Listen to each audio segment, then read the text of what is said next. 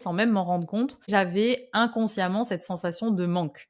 Au moment des fêtes, je voyais toutes ces bonnes choses sur la table et moi je suis quelqu'un de très gourmand, j'aime manger, ça fait partie des plaisirs de la vie pour moi et je me disais: «Je vais goûter tout ça, ça a l'air trop bon» et j'avais tendance à trop manger évidemment. Donc mon système digestif était surchargé et après je mettais des heures, voire des jours à me remettre de ces repas. Cette mentalité de manque, un peu comme si c'était le dernier repas de notre vie et il y avait pas de lendemain, je pense que ça peut venir de plusieurs choses. Bienvenue dans Parlons Digestion, le podcast pour comprendre enfin ce que votre ventre essaie de vous dire. Je suis Cécile Caron, praticienne en nutrition fonctionnelle spécialisée dans le bien-être digestif. Je me suis prise de passion pour les pouvoirs extraordinaires de notre ventre et j'ai eu envie de les partager avec la moitié de la population tout de même qui souffre de maux de ventre. Alors restez avec moi pour comprendre les causes de vos troubles digestifs et comment vous en libérer, non seulement pour apaiser les ballonnements, problèmes de transit et autres joyeusetés, mais aussi pour calmer votre esprit, réduire votre stress et retrouver énergie et sérénité. Parce que non, tout ça n'est pas dans votre tête.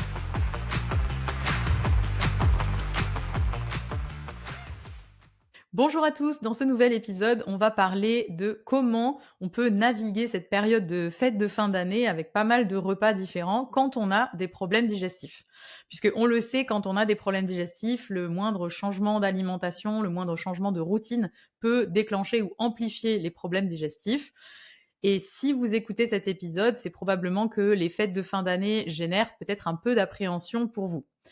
On le sait, d'un côté, peut-être, j'espère que c'est votre cas, vous avez envie de profiter de ces moments de partage avec vos proches et savourer aussi un bon repas. Et de l'autre, vous appréhendez peut-être ce qui va suivre, c'est-à-dire les ballonnements, les douleurs, les changements de transit, de constipation, de diarrhée, la fatigue, mais aussi peut-être ce sentiment de se sentir différent à table et c'est pas forcément hyper agréable. Bref, c'est pas toujours une période évidente quand on a des problèmes digestifs et ça peut générer pas mal de charge mentale. Alors mon objectif avec cet épisode, c'est de vous aider à naviguer au mieux cette fin d'année. On va d'abord comprendre pourquoi les fêtes peuvent être challengeantes pour notre digestion et ensuite on parlera des astuces concrètes pour profiter au mieux cette fin d'année. Alors c'est parti. Tout d'abord, je vais parler de pourquoi ces fêtes de fin d'année peuvent être challengeantes pour notre digestion. Là, ici, dans cette partie, je vais m'adresser aux personnes qui, globalement, aiment bien les fêtes de fin d'année et passent de bons moments avec leurs proches, mais pour qui les problèmes digestifs rendent cette période compliquée, stressante et génèrent de l'appréhension. Je ne vais pas aborder ici les problématiques d'ordre émotionnel et je ne vais pas m'adresser spécifiquement aux personnes pour qui les fêtes de fin d'année sont synonymes de stress, de tension familiale, pour qui c'est désagréable, pour qui ça réveille des traumatismes. Et si c'est votre cas, vraiment, je compatis, je suis de tout cœur avec vous et je vous souhaite quand même de passer la plus belle fin d'année possible. Alors, si je me concentre sur les déclencheurs qui peuvent aggraver nos symptômes digestifs. Premièrement, on change de routine. Donc, on va sortir de notre cadre habituel. On voyage aussi, on ne sera pas chez nous. On mange à des heures différentes. Bref, voilà, nos habitudes sont un petit peu chamboulées.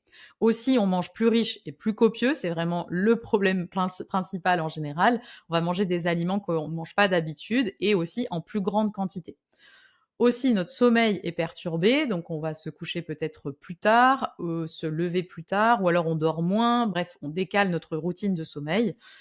Aussi, l'alcool peut s'inviter dans tout ça, donc peut-être qu'on va boire de l'alcool ou plus que d'habitude.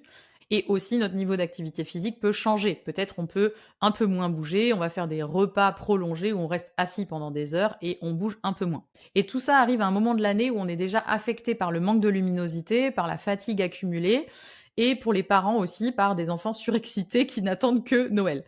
Alors tous ces facteurs s'accumulent et vont surcharger notre système et le stress peut affecter la digestion. On sait que le cortisol diminue les enzymes digestives, peut fragiliser la paroi intestinale et à l'inverse, avec cet axe intestin-cerveau, une digestion compliquée va aussi affecter notre humeur, notre niveau d'énergie, notre clarté mentale. Bref, si ça c'est pas très clair pour vous, l'axe intestin-cerveau, je vous invite à écouter l'épisode 2, si je me trompe pas, je le mettrai dans les notes de l'épisode, l'épisode 2 de Parlons Digestion où je parle vraiment de cette relation. Maintenant que je vous ai parlé des facteurs qui peuvent aggraver nos problèmes digestifs en cette période de fin d'année, on va parler de solutions. Et avant de vous partager des astuces très pratico-pratiques, je voudrais quand même évoquer des comportements qui peuvent amplifier nos problèmes digestifs à cette période de fin d'année.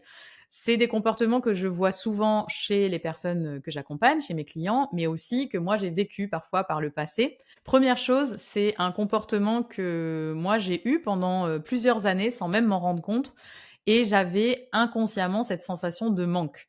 Au moment des fêtes, je voyais toutes ces bonnes choses sur la table et moi je suis quelqu'un de très gourmand, j'aime manger, ça fait partie des plaisirs de la vie pour moi et je me disais, «Je vais goûter tout ça, ça a l'air trop bon» et j'avais tendance à trop manger évidemment. Donc mon système digestif était surchargé et après je mettais des heures, voire des jours à me remettre de ces repas. Cette mentalité de manque, un peu comme si c'était le dernier repas de notre vie et il y avait pas de lendemain, je pense que ça peut venir de plusieurs choses. Alors déjà, si vous êtes de ma génération, autour de la quarantaine, il y a de fortes chances que vos grands-parents aient aussi vécu la guerre et même avant la guerre, l'enfance, de nos grands-parents, en tout cas des miens, c'était pas forcément une enfance qui était dans l'abondance énorme et ils avaient à manger, mais pas non plus outre mesure. Donc il y a vraiment eu une insécurité qui était ancrée autour de l'alimentation et c'est normal avec, ce qu'ils avaient vécu et moi je me souviens très bien de ma grand-mère qui avait toujours cette attitude de manque et d'insécurité comme si on allait manquer au repas et quand moi j'étais petite et qu'il n'y en avait plus, il y avait plus d'insécurité,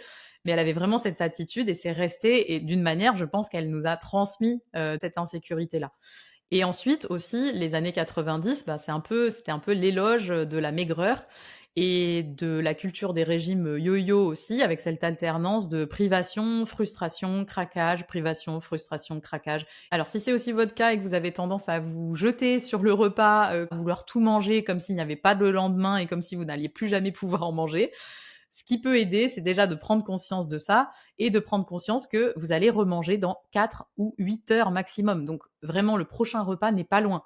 Vous pouvez arrêter de manger maintenant et ce n'est pas la dernière fois que vous mangez, ce n'est pas la dernière fois que vous vous faites plaisir. Vous pourrez goûter à ce plat-là, à ce dessert-là au prochain repas. Vraiment, il n'y a pas d'urgence. Vous pouvez même ramener une part chez vous pour plus tard et vous n'avez pas besoin d'être dans cette insécurité, dans cette sensation de survie vis-à-vis de l'alimentation si vous êtes dans un milieu où vous n'avez pas à vous soucier de savoir s'il va y avoir à manger sur la table au prochain repas ou le lendemain.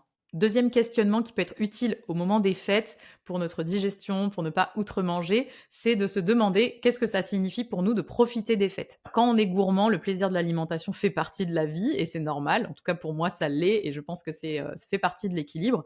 Mais on peut se demander est-ce que des fêtes réussies, ça tourne seulement autour de l'alimentation? Pour moi, non. Ce qui compte beaucoup, certes, j'adore manger et j'adore profiter de ces repas, mais ce qui compte par-dessus tout, pour moi, encore plus que l'alimentation, c'est vraiment ces moments avec mes proches. J'ai de la chance d'avoir des moments, joyeux avec, mes proches pendant ces fêtes de fin d'année, donc pour moi, ça compte plus que l'alimentation et finalement, avant, je dirais que l'alimentation prenait une part plus importante dans le plaisir des fêtes de fin d'année.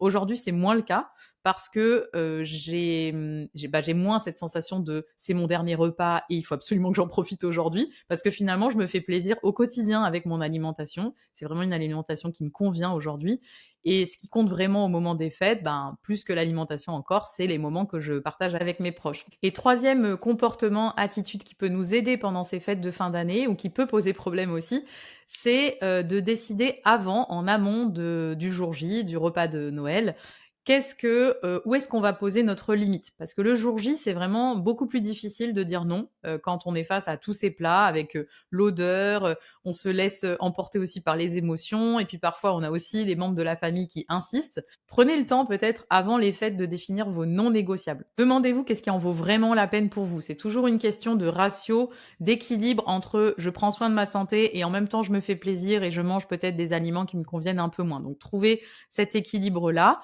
Par exemple, peut-être que pour vous, l'alcool, c'est quelque chose que vous ne digérez pas du tout, ça vous rend malade. Par contre, vous n'aimez pas spécialement ça, enfin ça vous fait rien en fait de ne pas boire, je ne sais pas, une coupe de champagne. Donc vous pouvez vous dire: «Bah, en fait, je laisse de côté l'alcool, je vais pas du tout boire d'alcool pendant ce repas. Par contre, la bûche de mamie, ça pour moi, c'est un non négociable, c'est vraiment un symbole de Noël et je ne peux pas passer à côté». Donc vous savez que vous allez mettre l'alcool de côté, mais vous allez profiter de la bûche du dessert. Peut-être qu'un autre exemple, les petits fours, en entrée, surtout si c'est des petits fours ultra transformés avec, pas mal de pâtes, et cetera, ou peut-être des produits laitiers dedans, bah, peut-être que les petits fours ultra transformés, bon, c'est pas trop votre truc, vous pouvez les laisser de côté. Mais par contre, le fromage, vous adorez du bon pain avec du bon fromage et ça vous fait vraiment plaisir. Donc en amont, vous pouvez très bien, choisir votre cheval de bataille, définir à l'avance ce qui compte pour vous et ce qui vraiment vous fait plaisir et ce que vous pouvez laisser de côté. Et une fois que vous avez décidé, ben, vous allez, essayer de vous y tenir le jour J sans culpabilité. Maintenant que je vous ai partagé le côté, comportement et mindset, on va passer aux actions très pratico-pratiques. Alors, je précise que cette liste est non exhaustive et je vous partage les actions qui me sont venues en tête et que j'avais envie de vous partager au moment de préparer cet épisode.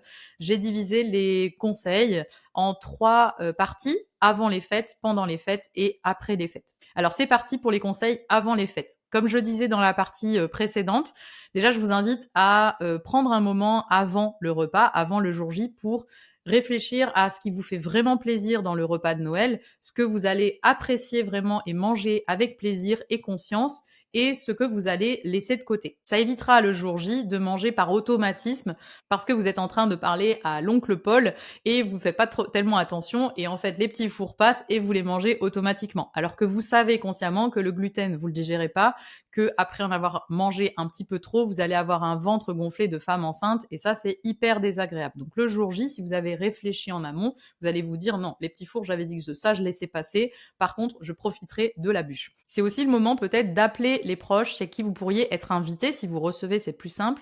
Mais si vous êtes invité, c'est peut-être le moment de les appeler et de leur demander ce qu'il va y avoir vraiment à manger, quel est le menu exactement. Comme ça, vous êtes sûr le jour J d'avoir quand même des choses qui vont vous convenir. Si c'est pas le cas dans le menu qui est proposé, vous pouvez aussi leur expliquer déjà vos choix, sans rentrer trop dans les détails non plus, hein, mais de leur expliquer que en ce moment, bah, vous prenez soin de votre santé, que vous devez éviter certains aliments qui ne vous conviennent pas, que c'est important pour vous. Et puis, vous pouvez proposer d'apporter quelque chose. Si vous voyez que, je ne sais pas, en entrée, par exemple, en apéritif ou en entrée, il n'y a rien du tout qui vous convient parce que c'est que des toasts, des choses à base de gluten et vous ne digérez pas ça. Je prends l'exemple comme gluten, hein, non pas que le gluten soit néfaste pour tout le monde, mais en général, les aliments qui posent le plus problème, c'est le gluten, les produits laitiers, l'alcool évidemment et les aliments ultra transformés. Bon, ça va, c'est une évidence. Évidemment, trop de sucre aussi. Mais gluten, produits laitiers, les œufs, parfois le soja aussi. Donc vous pouvez proposer d'amener quelque chose qui vous conviendrait et évidemment à partager avec tout le monde. Par exemple, des blinis de sarrasin, maison avec, du saumon fumé ou de la truite ou bien des crudités avec, du houmous ou une petite tartinade. Par exemple, le fenouil cru, c'est très bon, mais en plus ça va vous aider à digérer. Vous pouvez aussi amener une salade composée, je sais pas, d'endives, de noix ou bien de betteraves et cetera. Ou bien en plat principal, s'il y a que de la viande et des pommes de terre, vous pouvez proposer d'amener des légumes, par exemple des petits légumes, verts au four. Alors moi j'adore faire, des petits choux de Bruxelles au four et je vous assure, c'est pas les choux de Bruxelles de la cantine. J'ai réussi à convertir la plupart de la famille alors qu'ils ne voulaient pas de légumes à Noël. Donc des petits choux de Bruxelles au four avec une petite sauce, huile d'olive, moutarde, c'est très, très bon. Vous pouvez aussi amener par exemple un gratin de légumes au lait de coco ou bien pour le dessert aussi si vous ne supportez pas du tout la bûche avec, la crème, la pâte et cetera. Vous pouvez aussi amener des petits biscuits de Noël, des formes sympathiques avec, du sucre glace, pourquoi pas de la cannelle saupoudrée dessus. Bref, voilà, il y a plein de choses que vous pouvez amener et comme ça vous êtes sûr d'avoir au moins quelque chose qui vous convient. Maintenant arrive le repas de Noël, le jour J. Alors qu'est-ce que vous pouvez faire pendant le repas, autour du repas pour digérer le mieux possible? Déjà, bah, c'est de profiter, en fait. Profiter pleinement du moment présent, essayer d'être vraiment présent avec vos proches, de passer un bon moment, d'être vraiment dans cet espace de connexion aux autres et déjà ça va aider parce que vous allez être dans un espace de sécurité au niveau du système nerveux, du système nerveux parasympathique et ça va vraiment faciliter la digestion puisque c'est l'état dans lequel on devrait être pour bien digérer. Donc déjà ça, on pose la base. Ensuite, c'est, ben, de vous concentrer sur les parties du repas qui vous font vraiment plaisir, celles auxquelles vous avez pensé en amont et vous vous êtes dit: «OK, c'est vraiment celles-là qui me font particulièrement plaisir. C'est ce plat-là que je vais manger». Parce qu'on sait que le problème à Noël, c'est non seulement ce qu'on mange, mais c'est surtout la quantité. On sait que si on mange de tout, on mange l'apéritif, l'entrée, le plat, le fromage, le dessert, plus les chocolats, bref, Tout le monde a trop mangé, sauf que certains ont un système digestif qui est plus robuste, ils vont être fatigués, ils vont faire une sieste et puis ce sera passé quelques heures après, et d'autres vont mettre des jours à s'en remettre parce que ça a déréglé complètement la digestion, et là, on a un ventre très gonflé, on a des douleurs, on a un transit qui est complètement perturbé, peut-être qu'on doit courir aux toilettes, on a des maux de tête, bref, de la fatigue, et cetera, des nausées, bref, bon voilà. Donc c'est pas réjouissant. Ensuite, évidemment, les règles habituelles pour bien digérer valent aussi le jour de Noël, c'est-à-dire de bien mâcher et de prendre son temps. Bon, en général, prendre son temps, c'est pas le problème puisque le repas dure plusieurs heures, mais pensez à bien mastiquer. Parce que si on est en train de parler en même temps, on va avaler vite fait, on mâche à moitié, donc pensez vraiment à bien mastiquer et à profiter à manger en conscience le plus possible. Il existe aussi des aides digestives que vous pouvez prendre ponctuellement. Ce sont des compléments alimentaires, des enzymes digestives qui vont vous aider à mieux digérer. Si vous avez des problèmes digestifs, il y a de fortes chances que vous ayez moins d'enzymes digestives, que vous en produisiez moins, et du coup, vous allez moins bien digérer tout ce que vous mangez. Donc, quand vous mangez en plus grosse quantité, ce sera d'autant plus difficile.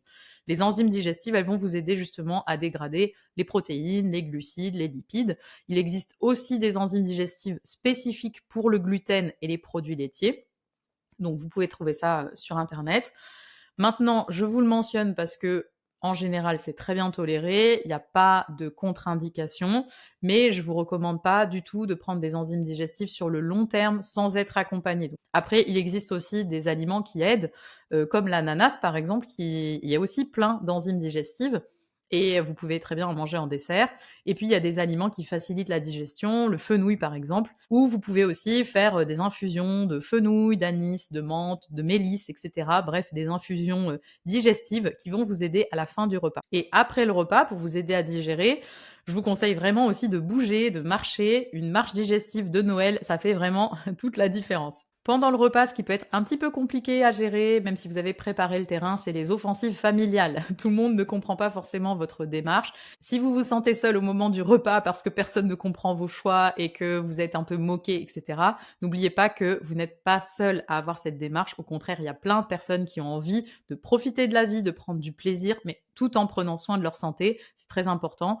Donc, voilà, vous n'êtes pas seul, pensez à toutes ces autres personnes, y compris moi, qui ont envie de profiter de la vie tout en prenant soin d'eux. Et dernier point que je voulais aborder pendant le repas pour vous aider à digérer, ou en tout cas limiter la casse au niveau de la digestion, c'est la question de l'alcool. Parce qu'on sait que l'alcool, c'est un inflammatoire intestinal très puissant. Donc, il faut jauger la bonne quantité, quel alcool vous buvez en fonction de votre tolérance. Sachez aussi qu'il existe plein d'alternatives, donc ça peut permettre de, si vous avez décidé quand même de boire un verre d'alcool, d'en boire un, mais d'avoir des alternatives, par exemple pour l'apéritif ou pour le dessert. Vous pouvez par exemple prendre un mocktail, donc c'est un cocktail sans alcool, que vous faites avec de l'eau gazeuse, du jus de grenade, un petit peu de jus de citron par exemple, ou bien amener un kombucha, ou bien juste de l'eau pétillante avec des agrumes, une rondelle de citron, pourquoi pas. Après, il existe plein de boissons pétillantes ou de boissons un peu festives qui n'ont pas trop de sucre parce que c'est souvent le problème. Regardez bien les étiquettes. Souvent, ce sont des sodas déguisés et c'est bourré de sucre. Alors, même au goût, je trouve pas ça terrible, mais en plus, c'est vraiment très, très chargé en sucre. Donc, regardez les étiquettes, mais aujourd'hui, il existe plein d'alternatives par exemple, de thé pétillant, ou bien comme des limonades un petit peu, mais sans sucre ajouté, et vous servez ça dans un joli verre et vraiment personne n'y voit que du feu et ça a vraiment ce côté festif. Vous n'avez pas du tout l'impression de vous sentir, différent. Maintenant mes conseils après les fêtes. Alors, c'est de pas continuer les écarts sur le long terme. Le piège, c'est de continuer à manger des restes, des chocolats qu'on nous a offerts pendant plusieurs jours, et là, peut-être que le repas de Noël est passé, mais le fait qu'on rajoute plein d'excès, et qu'on mange plein de choses qui ne nous conviennent pas les jours qui suivent, là, c'est vraiment un peu comme, jeter des brindilles sur un feu. Si vous en remettez tous les jours, le feu ne s'éteint jamais. Maintenant, si ça a dérapé, qu'est-ce que vous pouvez faire? Alors déjà, c'est pas la fin du monde. Un repas n'annule pas non plus 6 mois d'efforts. Si vous êtes, depuis plusieurs mois en train de prendre soin de votre santé, de votre système digestif, que vous avez mis pas mal de choses en place, bon, si vous avez trop mangé, si vous avez mangé des choses qui ne vous conviennent pas, que vous êtes malade derrière, ça n'annule pas non plus tout ce que vous avez fait. Essayez de revenir à votre équilibre et revenez simplement à vos habitudes avec bienveillance. Pas besoin de détox excessive, pas besoin de jeûne, particulier, sauf si vraiment vous en ressentez le besoin, mais pas des jeûnes de privation non plus.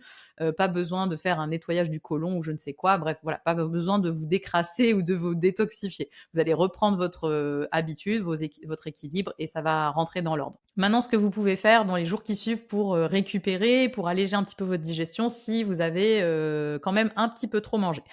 Alors c'est de boire déjà beaucoup d'eau, vraiment de boire des tisanes digestives, de boire de l'eau.